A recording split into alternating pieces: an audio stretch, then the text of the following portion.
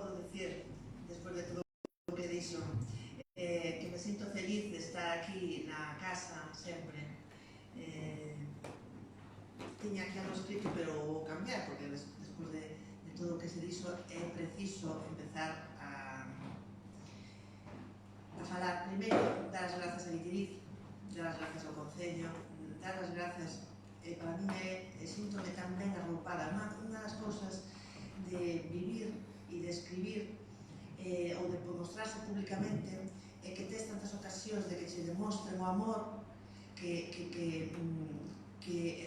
no día a día demostrámoslo tan pouco que a verdad que se dá un coste tamén emocional, porque sintes moito amor e ter a ocasión de estar aquí con vos, que facedes un esforzo, que ao final a poesía é un grupo de amigos e amigas, non é de masas. Entón, o feito de que estedes aquí comigo, sei que cada un de vos e cada unha de vos ten os seus motivos e os seus vínculos comigo, directa ou indirectamente, e iso dá unha responsabilidade tamén enorme, pero tamén dá moita forza para seguir e para ser feliz, unha palabra. Por lo tanto, gracias. Ter aquí a Alfonso e a Marica e a Pastora, que son tres persoas que non se entendería a miña vida sen elas, porque como se dixo, Alfonso foi o meu primeiro mentor. Se non fora Alfonso, eu quizá non escribiría públicamente, porque escribir sei que escribir de sempre, pero esa forza, ese acubillo que me deu Alfonso para decir, escribe, quero que publiques aquí, e entón danche unha seguridade e danche unha contorna, un sitio onde pousar, onde poñer o teu froito.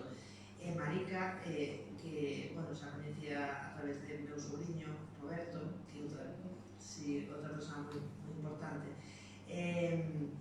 que creeu en esa poesía. De alguma forma son os mentores, os meus dous mentores primeiros, xunto con tamén o Ovidio Campello, meu primo, que falecido, pero que foi o primeiro que me trouxo ali a invitación a que representase a un concurso no País Vasco, das casas galegas.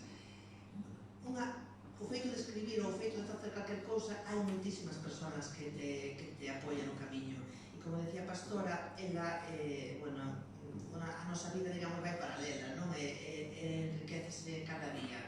Por lo tanto, non tería palabras, non me quero alongar, porque teño moitas cousas que contar, mas tamén non me quero alongar, pero sí dicir que grazas a todas, grazas de corazón, e grazas a ese grupo que teño aquí no libro inicial, ese grupo que un dique de abrigo, no que todas as persoas temos, e eu nombro algunhas delas que me acompañaron durante este proceso. Este libro é un libro entre 15 e 20 anos de feridas, digamos, non? O que vai recollendo aquí son as feridas, meter o dedo, meter a palabra na ferida.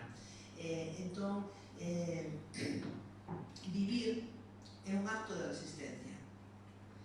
Dende que nacemos, precisamos cuidados dos nosos pais, da nosa familia, de maneira diferente, pero necesitamos ser cuidados. Somos moi frágiles, pero tamén as persoas, pero tamén os animais, a terra, o campo, a natureza, todo é frágil, todo é frágil.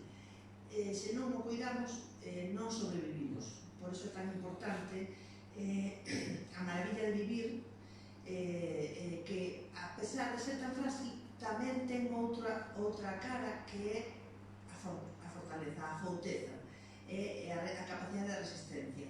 Entón, aí as persoas, no meu caso, nombrei aquí unha serie de persoas, pero hai que son miñas amigas, meu sobrinho, meu cuñado, meu irmán que está aí, meus fillos, Simona, que tamén teño aquí. Simona é esta persona, a miña filla pequena. Son esas persoas que sin elas non podería eu facer frente a todas as cousas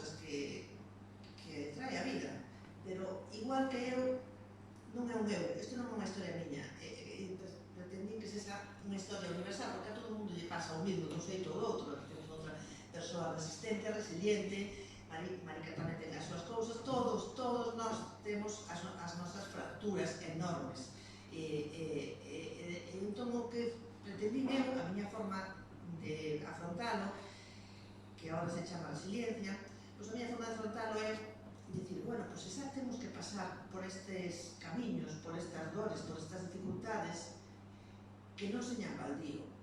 Quero dicir, é sacar o máximo posible, ser pirata, porque senón non vale de nada.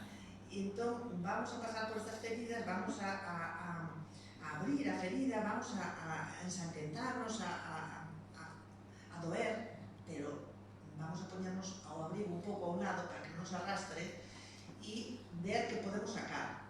E realmente o que podemos sacar é a experiencia.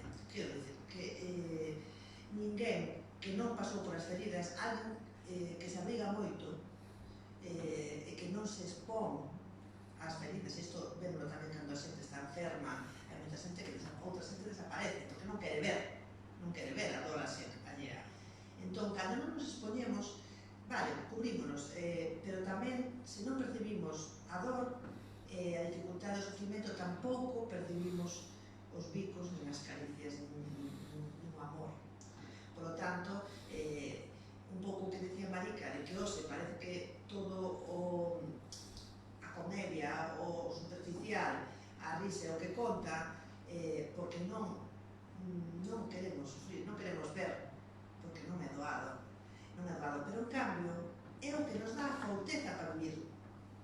Esa é a miña experiencia, que se nós non nos metemos na ferida e non aprendemos a navegar aí, somos máis débiles, somos máis frágiles e, por lo tanto, temos máis medo. E o medo, ao final, por moitas casas que pagamos e por moito que nos curamos de moito consumo, sentímonos moi solitarios e sentímonos ao borde, e moitas veces incluso a xente polo suicidio. Quero dicir, hai moita xente que non soporta vivir, que non é capaz, ten tanto sufrimento. Entón, tamén ten que ver con o noso traballo. Eu traballo en saúde, entón, no día a día, vexo moito sufrimento, pero tamén vexo como a palabra, o encontro, o estar, que falo aquí de estar, ainda coas mans baleiras, aquí estou, pois que iso tamén sabe moito a xente da religión, Saquín, Alfonso, que dice estar, non ter nada que ofrecer, iso a nós como traballadores sociais agóbianos moito. Na profesión enseñanos que temos que dar, que tamén da religión, de dar esmola, de axudar, pero vivimos tamén unha sociedade que temos pouco que dar, porque por a dificultade económica, a escasez de recursos, etc. Pero, ao final, o máis grande que podemos dar é axudar a outra persoa a tomar decisións acertadas ou a disminuir a angurria, etc. Entón, eu creo que é unha mistura. O libro é un pouco como se fora a miña filosofía de vida, pero nese camiño metín o dedo na llaga, quero dicir, metín, non me escapei para ver a beleza, quisen ver esa profundidade de dor, e un pouco o que entendí. E o que decía tamén Marica, de que a veces o tempo de volver atrás, miña avó decía que me dera volver aos 20 anos, co sabido, gracias, que me dera volver aos 20 anos co sabido. Claro. Entón, iso non é posible, pero sí que é posible os nosos anos, os que señan, aprender do sabido, porque por sorte temos, por a evolución das condicións de vida, por a evolución sanitaria, etc., temos bastantes posibilidades de seguir vivindo un tempo máis. Entón, temos que aproveitar ese sabido, ainda que teñamos 50 anos, 20 ou 70, vale. Hasta o último suspiro da vida, eu teño experiencias no hospital que hai xente con un diagnóstico fatal de unha morte inminente, que nos últimos días nunca pensei que poderías aprender tantas cousas en esta situación e nestos días finais. Entón, non solamente aprender, sino disfrutar, porque vives de todo moito máis consciente, sabes que non tes tempo, pero entón todo é máis auténtico, digamos. Bueno, por isto trata. Entón, non me vou así enrollar moito máis e vou a ler algún poema. Si vos parece, vou a ler este que fixo referencia Marica das As e de miña nai, pero bueno, que é un papel, un reconhecimento un pouco a todas as nais, porque ás veces as nais non nos dan as para voar directamente. No meu caso, miña nai entrenoume para o contrario, entrenoume para a dificultade, o sea, para ela, o ser muller era o peor que había no mundo, porque era o máis difícil.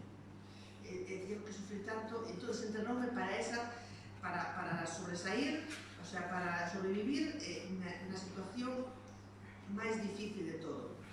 Pero en cambio, miña mãe, o sea, miña avó, que non coñecía, sempre decía que fora super feliz ser muller, que fora super, o sea, que tiña esas dúas referencias, non? Entón, cando era pequena, realmente non me gustaba nada o que decía miña nai, porque nos facía, bueno, está aí normal, pode dicir outra cousa, pero estaba esta miña irmá, e a sensación era que nos facía a vida máis difícil a nós que os nenos. Pero creo que era así porque agora sei que era un entrenamento para sobrevivir. Entón, ao final, o que estaba facendo era dando cheas, porque se fai forte para que sobrevivas, que é un pouco que tamén pretendo facer con os fillos, frustralos para que teñan resistencia, porque senón a vida é moi dura, non? E eso, bueno. Ser todas. Mamá, ti que me coñeces dende a orixe de todos os tempos, sabes que nacín coas marcas dunha estirpe antiga no meu costado, que asiña intuiches que tiñas que ignorar, sabedora de que nunca foi bo augurio a diferenza.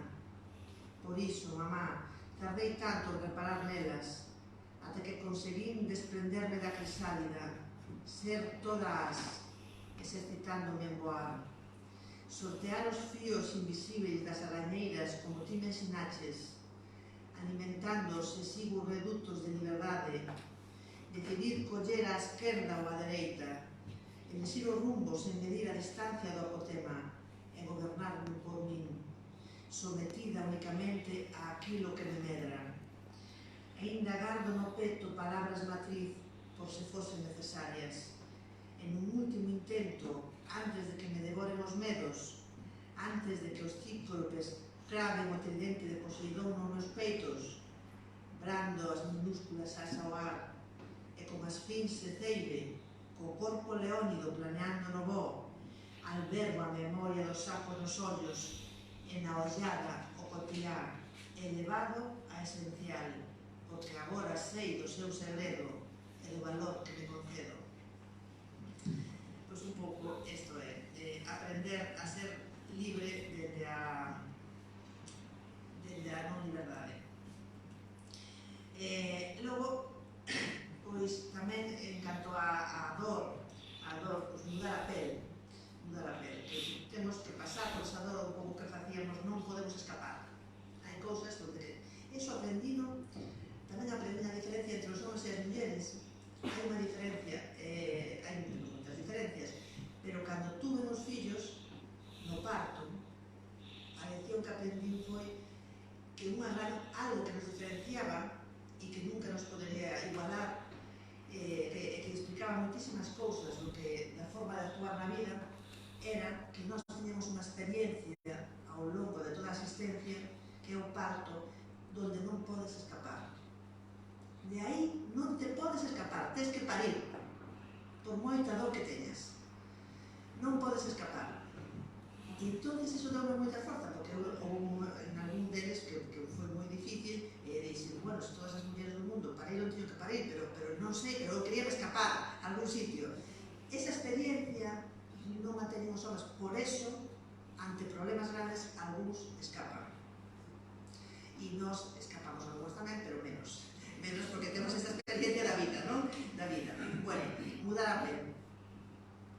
Para a dor das perdas non hai próteses que vallan, non hai cirurxía que elimine nin anestesia que amorteza, nada hai, ningunha medicina posible, ningún calmante. Para esa esgarradura interior só nos queda un sangrado necesario polas pedras, unha unha peregrinación orgánica, un ollarse cara a cara, un corpo a corpo rotundo, até mastigarse a pel, mudar a pel, estender a alma e subar nos arames, para finalmente aclimatarse ás intermitencias. Non nos salvamos, vai haber intermitencias, pero vai haber continuidade de tranquilidade. Bueno, logo teño algúns poemas relacionados coa importancia do apoio e coa importancia de estar, e sobre todo isto vivimos tamén na COVID, nesta época que vivimos de pandemia, donde casi non podíamos estar, non podíamos vernos, non podíamos casi falar, se estaba a xente no hospital non se podía falar, nin con ela, non? Entón, a importancia de estar. Cando xa non máis a tempo que vaya. Fago unha referencia aquí a Quimero Uribe, autor vasco. Non quiero promesas, non quiero disculpas, tan solo un gesto de amor. Cando xa non máis a tempo que vaya, de nada servirán as bandeiras brancas a medio mastro, nin as presas a ninguna parte. Cando xa non máis a tempo que vaya, abondaría unha man que nos desdobre a saba, unha caricia que nos alivie os pregues da pel, un sorriso amable no límite da almofada, calquera intre agasallado sen valor de cambio, sería o mellor. Cando xa non máis a tempo que vaya, bastaría unha palabra, un cesto de aluminio, calquera sinal de amor sería suficiente. Incluso a súa presencia física, a engulir o branco da parede, podería ser fermosa. Cando xa non máis a tempo que vaya, abondaría a certeza de termos existido, de sermos legado en quen nos ama. Este é un pouco o sentido da vida, verdad?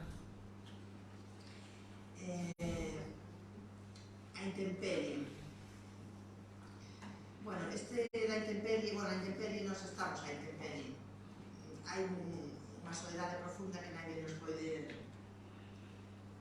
Pero podemos acubillar os afectos, non solamente a nivel tamén coas condicións físicas, as condicións materiais, do traballo, da casa, pero tamén os afectos. Neste caso, a intemperie é o desamor, falo do desamor. E tamén, cando hai amor, desamor é porque houve amor. Entón, amarnos, nadar na abundancia, e medo a afogarnos se ansiábamos demasiado, até aforrarnos o seu brinde a favor de outros desexos. Pero un día abandonounos o norte do amor, coas súas mareas altas, sen avisar, como soen ocorrer as tragedias cotiás. Quedamos a intemperie, sen rastro de horizonte, a guiarnos únicamente polas bandadas de aves que de cando en vez avistábamos. Descifrar un mínimo aceno, un minúsculo indicio no voo, algo que delatase o rumbo do amor, tal vez fose alentador, pero nada houbo, nin un ínfimo asomo, en o mar de augas profundas que navegábamos, agora faise pé. Bueno, non sei se casi vou a ler un ou dous máis, e se acabamos, porque é un pouquinho tarde. Vou a ler, bueno, tamén teño, sabedes, de esta agresión tan enorme que se está pretendendo facer de maneira desmedida, pois cos eólicos, e que está afectando a nosa contorna, a moitas contornas rurais, que se non cuidamos a natureza, non é posible vivir na contorna rural ou na natureza se non é amable. Entón, o que non podemos é necesitamos enerxía alternativa, pero non de maneira intensiva, de forma depredadora, para conseguir máis, simplemente máis económicos, outras persoas, outras empresas multinacionais. Entón, temos que defender a nosa terra, porque non se pode vivir con un macroeólico a 600 metros da casa, nin ao redor das patacas que cultivamos. E tampouco nos poden comprar con algúns beneficios que nos poidan a xente da contorna que lle poidan Entonces tamén falo do cuidado da natureza. Do cuidado da natureza e do cuidado das persoas ao final, porque é invisible. O dano penetra a codia, anel a anel, devastándonos. Velaí as árbores deitadas boca abaixo, coas polas en alto, nun xesto de rendición. E cos días contados. Só se trata dos mesmos raposos a se finxiren leopardos que seguen a caer nas mesmas trampas dos cazadores de recompensas, coa pel feita migallas. E ti, natureza, de nós, e sen nós, supervivente, cos días contados. Quero ler unha sobre a dificultade na época COVID, porque ademais Alfonso tamén tuvo un episodio, entonces quero falar, a ver se atopo, de toda esa dificultade desa época. Non é isto, é sobre a... No bordo da incerteza. De súpeto, a morte é un sumatorio entre coordenadas, unha curva que espera a campa de Gauss, habitando persoas que xa non están. As casas volvense fronteira, a liberdade un espacio perimetral que colga flutuante no bordo da incerteza. Residir na máscara e na devastación é unha estreita marxen da bandeira branca en tempos de guerra. Tras as portas da aduana reside a soidade comisada en latas de conserva, lembrándonos que morrer é o destino na distancia violentada, igual que o sagrado e o sacrificio conviven na mesma columnata de Bernini. Bueno, eu creo que se non digo máis, non?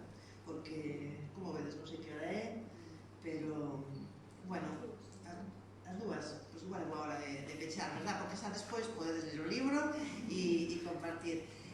Bueno, espero que o disfrutedes. É un libro, é a primeira vez que non preparo nada para presentar o libro, porque a verdade é que como é algo tan pasado por min, por o meu interior, a liberdade, outra cousa que quería decir, que a liberdade e a fouteza dende dentro, mirando para dentro de nós, fainos máis libres, porque cando miramos a liberdade hacia fora solo, fainos dependientes do que ocorra, de que se nos queren, de que si nos dan este traballo, de que se perdemos todo é exterior, pero realmente a verdadeira fortaleza ten que vir desde dentro, dende ese arroupe interior que temos que facer nós, e tamén que nos ve moi ben que a xente que nos quere, que nos axude, nos arroupe e nos apodere. Nese sentido, eu tuve moitas persoas, eu collín ese botín, que tamén non hai que coller, non o podemos deixar escapar. Coller ese botín, collín o botín de Alfonso, collín o botín de Marica, collín o botín de todas vos, de todos vos que me ofrecedes, e que sin vos, Maica, Lasi, sin vos non sería posible sobrevivir sin tanto, sin a familia, porque viste deses momentos donde realmente, físicamente, non podía coa vida, porque tiña 3 nenos pequenos con moitas dificultades de saúde, e entón hai veces que viña irmá simplemente porque físicamente non podía. Ainda outro día me dixo, se queres, traegoche un neno para que te diga, porque é difícil, a vida é difícil, pero tamén é bonito ver, simplemente saber que tes ese apoio, xa che quita parte da carga. Entón, ser frágiles, ser interdependientes é o que nos vai facer sobrevivir como sociedade. Se non fósemos interdependientes, se non nos necesitásemos, desapareceríamos. Por lo tanto, temos moitas fortalezas. Gracias, pastora, que tamén parte dese líquido libro. Nada, a disfrutar do libro.